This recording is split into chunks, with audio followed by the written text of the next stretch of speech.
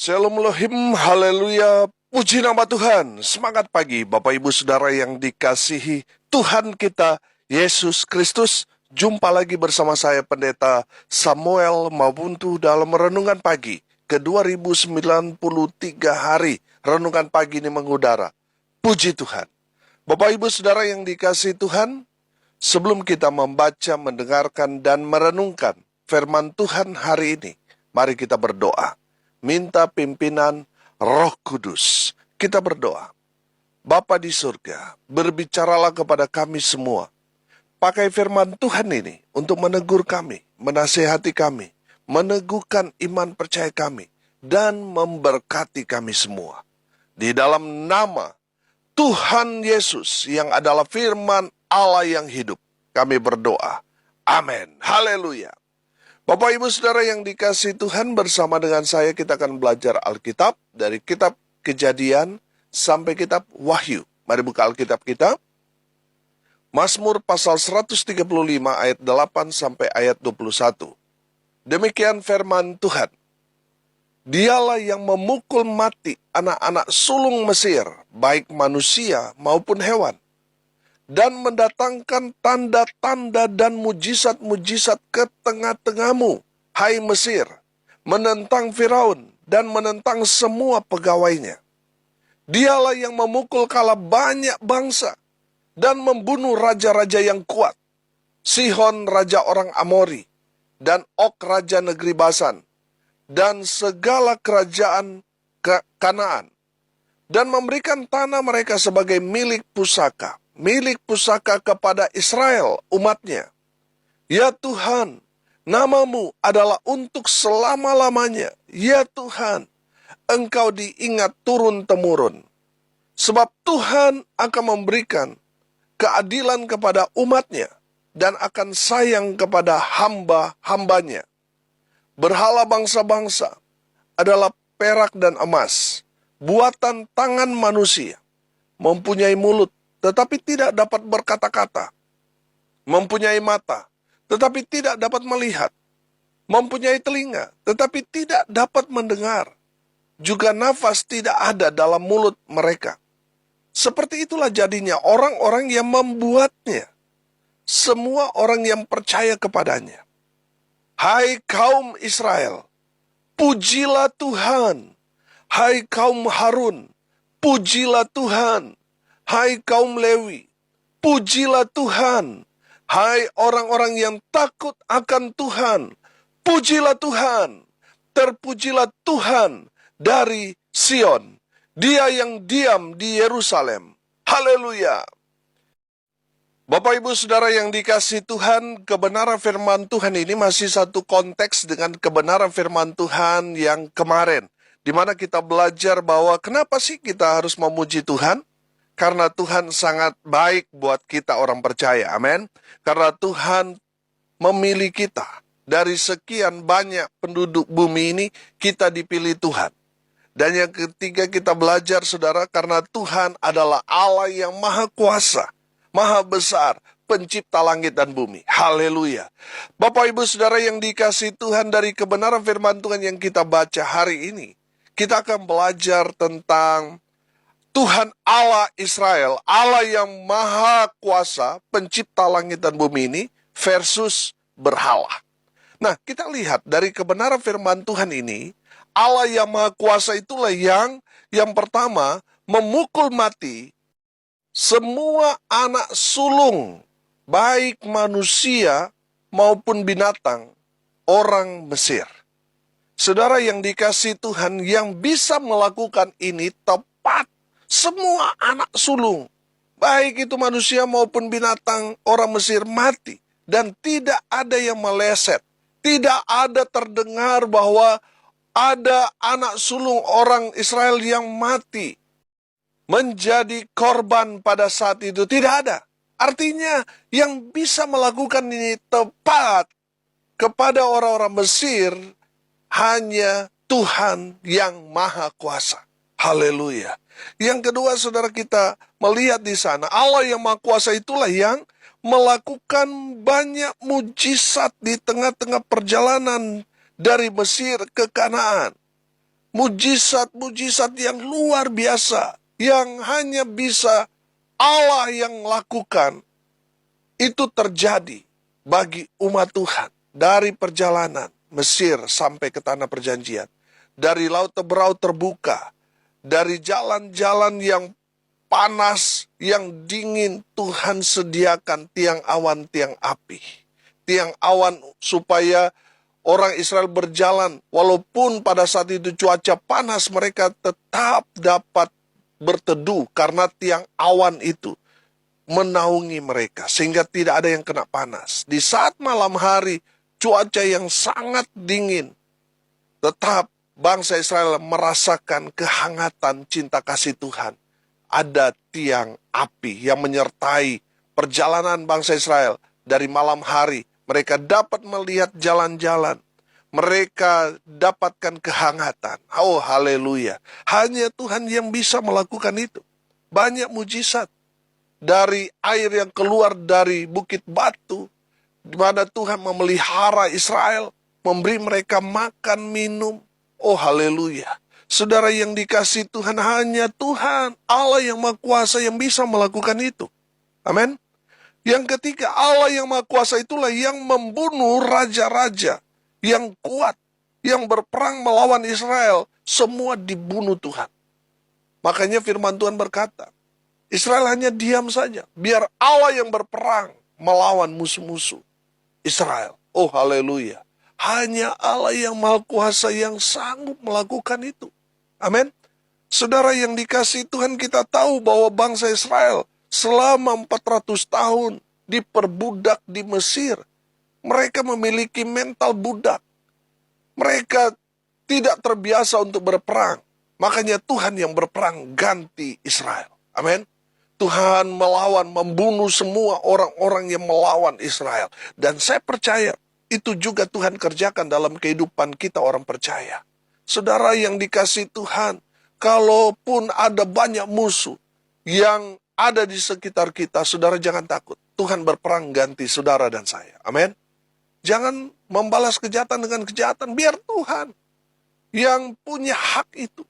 Kita hanya nonton saja dan kita akan melihat bagaimana Allah yang Maha Kuasa itu akan membela umat Tuhan, saudara dan saya. Haleluya.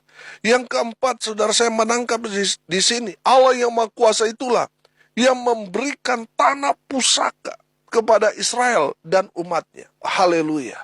Saudara yang dikasihi Tuhan, Tuhan memberikan tanah yang sangat subur dan Tuhan membagi rata kepada suku-suku Israel. Dari 12 suku Israel, hanya satu suku yang tidak mendapat tanah pusaka. Siapa mereka? Suku Lewi. Karena tanah pusaka suku Lewi adalah bait Allah. Mereka melayani Tuhan. Itulah tanah pusaka mereka. Sementara 11 suku itu, mereka mendapat tanah pusaka. Tapi mereka punya kewajiban memberikan persepuluhan dari hasil mereka untuk saudara mereka, suku Lewi yang tidak mendapat tanah pusaka. Jadi persepuluhan itu kewajiban 11 suku untuk saudara mereka, suku Lewi. Bapak Ibu Saudara yang dikasihi Tuhan, saya menangkap pesan di sini bahwa seorang hamba Tuhan ya dia harus fokus melayani umat Tuhan. Dan menjadi tanggung jawab umat Tuhan, orang-orang yang dilayani, menjadi kewajiban mereka memberikan persepuluhan. Supaya apa? Dapat berjalan dengan baik, baik dalam pelayanan, yang memberi juga diberkati. Haleluya. Saudara yang dikasihi Tuhan, yang kelima, Allah yang Maha Kuasa itulah yang memberikan namanya kepada umat Tuhan Israel. Oh, haleluya. Bapak Ibu Saudara yang dikasihi Tuhan, perhatikan ayat 13. Ya Tuhan, namamu adalah untuk selama-lamanya. Ya Tuhan, Engkau diingat turun-temurun. Haleluya. Bapak Ibu Saudara yang dikasihi Tuhan, Tuhan memberikan namanya Yahweh, YHWH, kepada umat kesayangan Tuhan. Supaya apa? Supaya Mereka mengenal Tuhan yang mereka sembah. Yang disembah nenek moyang mereka, Abraham, Ishak, dan Yakub.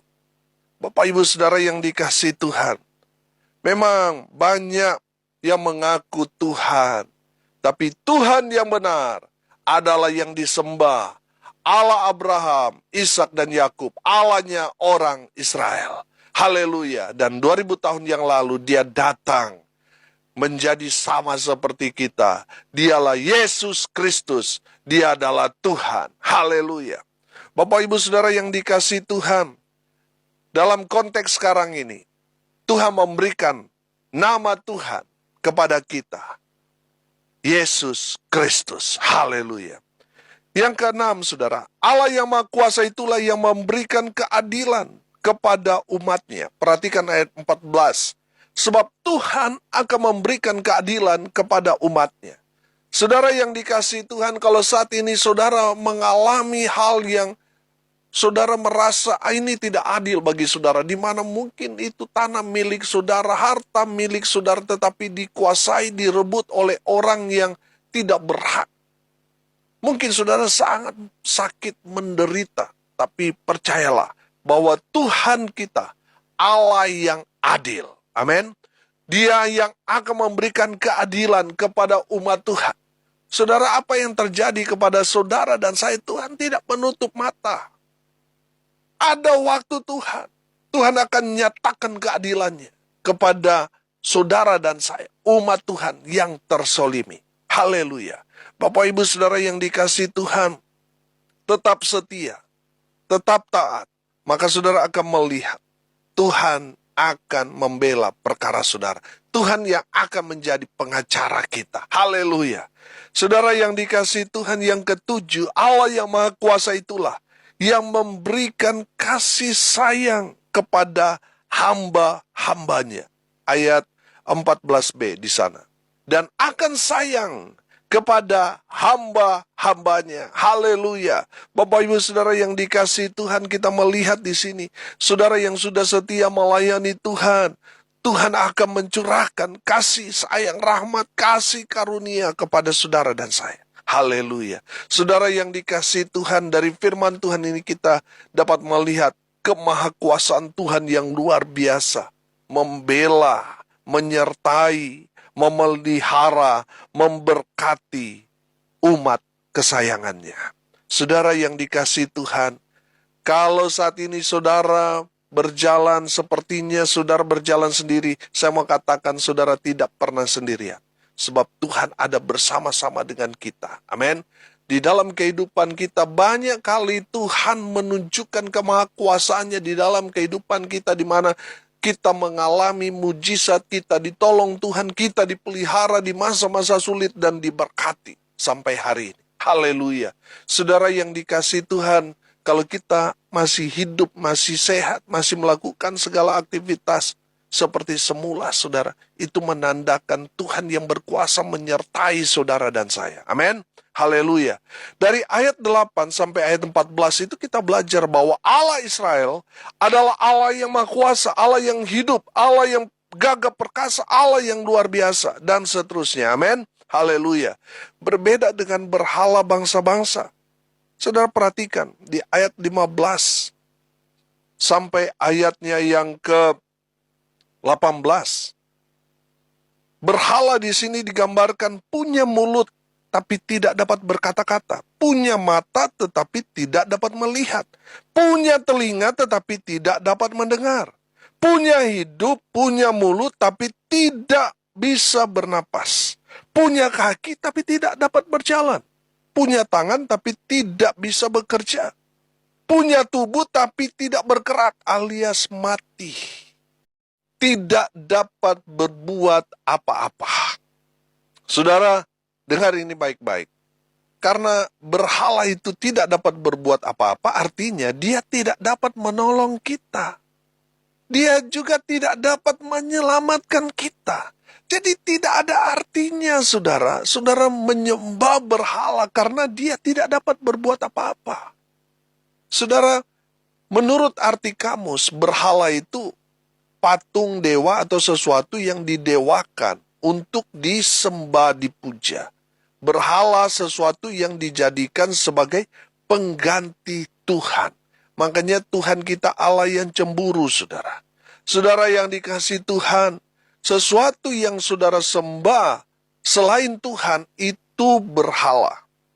Nah, saudara, berhala itu dapat menyesatkan kita dan dapat menyebabkan kita itu kena kutuk. Baca Keluaran 20 ayat 4 dan ayat 5. Saya bacakan buat kita sekalian.